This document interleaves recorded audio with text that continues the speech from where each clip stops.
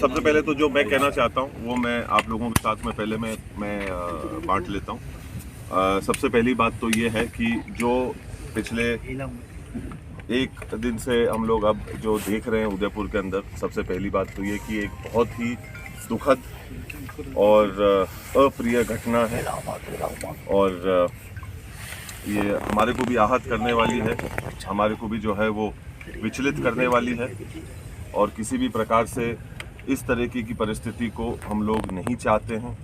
ना हमारा कोई इस प्रकार का उद्देश्य है, ना हमारा इस प्रकार से कोई सोच है कि जो हालात बने हुए कितने सैकड़ों लोग जो हैं इसकी वजह से, एक घमंड और गुरूर की वजह से जो है वो चूर हो रहे हैं और परेशान हो रहे हैं। जो बाहर से लोग आ रहे हैं, जो नाम उदयपुर का जो है वो ख़राब हो रहा है।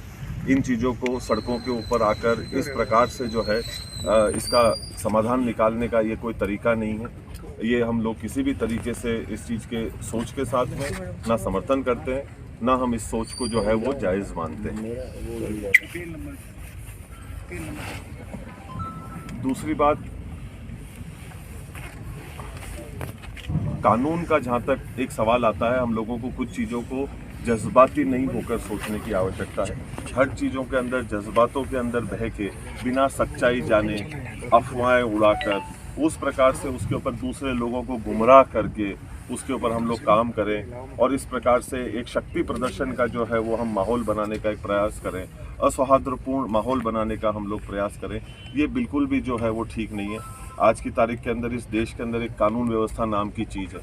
मुझे नहीं पता कि उदयपुर में वो अभी है या नहीं, क्योंकि अभी जो हमारे साथ में हुआ, सबसे पहले तो मैं ये पूछना चाहता हूँ कि इतनी फोर्स होने के बावजूद भी वहाँ पर जिस प्रकार की घटनाएं घटी, मेरा ये सवाल है सरकार से और प्रशासन से कि क्या हम हकीकत के अंदर कानून को लागू करना चाहते हैं क्या, या कि कोई सरकार का सदस्य है या सरकार के किसी पद के ऊपर बैठे हुए जो व्यक्ति हैं, कानून केवल और केवल उनके लिए काम करेगा, एक आम नागरिक के लिए जिसके पास में संविधान की सुरक्षा मिलती है कि भाई कानून सबके ऊपर जो है वो बराबर तरीके से लागू होगा और उनकी सुरक्षा करेगा।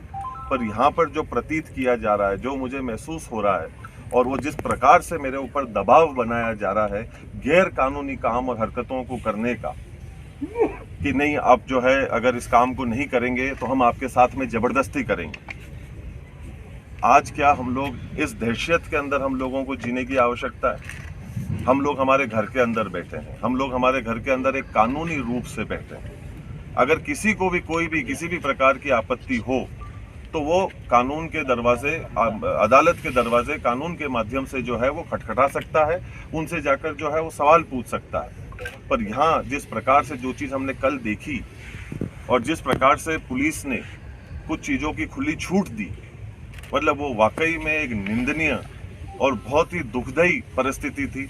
ये परिस्थिति मुझे सन 84 की याद दिलाती है, जिस प्रकार का माहौल जो है वो सन 84 के अंदर जो है वो बनाया गया था, उसी का एक रूप को कल देने का जो है एक प्रयास किया गया। क्योंकि कुछ लोग जो हैं वो सरकार के पदों के ऊपर बैठे हुए हैं, वो जैसा चाहेंगे, जिस तरफ पे सरकार को घुमाना चाहेंगे, प्रशासन को घुमाना चाहेंगे और अपने खुद के निजी फायदे के लिए कानून को किनारे करते हुए अपना जो है वो काम को और अपनी बात को जो है वो मनवाने का प्रयास करेंगे। ये कहाँ का नियम?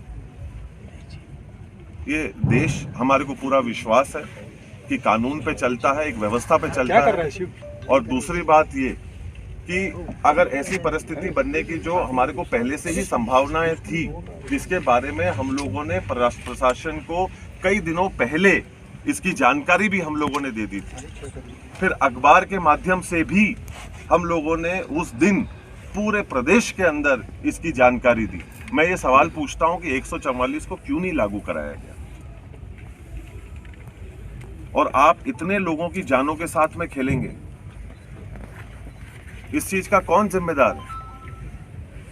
क्योंकि सरकार के कुछ लोग पदों के ऊपर बैठे हुए हैं तो अपने पदों का वो दुरुपयोग करते हुए प्रशासन के ऊपर दबाव बनवाकर गैर कानूनी हरकतों को जो है करवाकर एक आदमी के ऊपर जो है उस चीज का दबाव बनवाएंगे कि हम आपके घरों के अंदर जबरदस्ती घुसेंगे। संस्था के अपने खुद के भी कोई कानून होते हैं। इस प्रदेश, इस देश के अंदर भी एक संविधान है, एक कानून है, उसके ऊपर हम में से कोई भी नहीं है।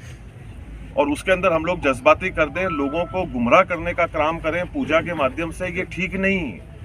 और अगर ऐसी कोई बात है तो उसको बैठकर करी जा सकती है, गुंडागर्दी के माध्यम से ये चीज नहीं हो सकती है।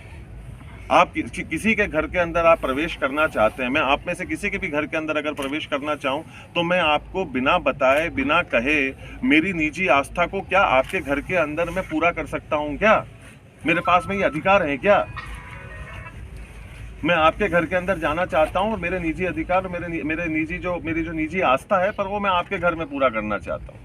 और इसके बारे में ना मैं आपको बताऊंगा, ना मैं आपसे पूछूंगा, ना मैं आपको इसके चीज के बारे में बताना उचित समझूंगा। अब ये गुंडागर्दी हमको जो है वो सहन करनी पड़ेगी, और कानून और प्रशासन इस सोच की जो है वो मदद करेगा। तो कहीं ना कहीं हम लोगों को ये दर्दनाक हादसे और घटनाएं, मेरे पिताश्री ने, मेरे बहनों ने इसको 40 साल पहले इन चीज़ों का सामना करा हुआ है। वो लोग मरते मरते बचे हैं इन चीज़ों को लेकर।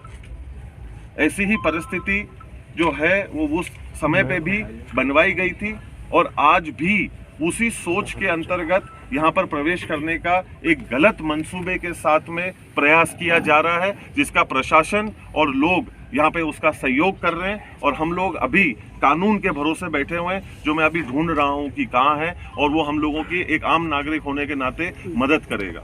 लाखों लोग जो है वो परेशान हो रहे हैं।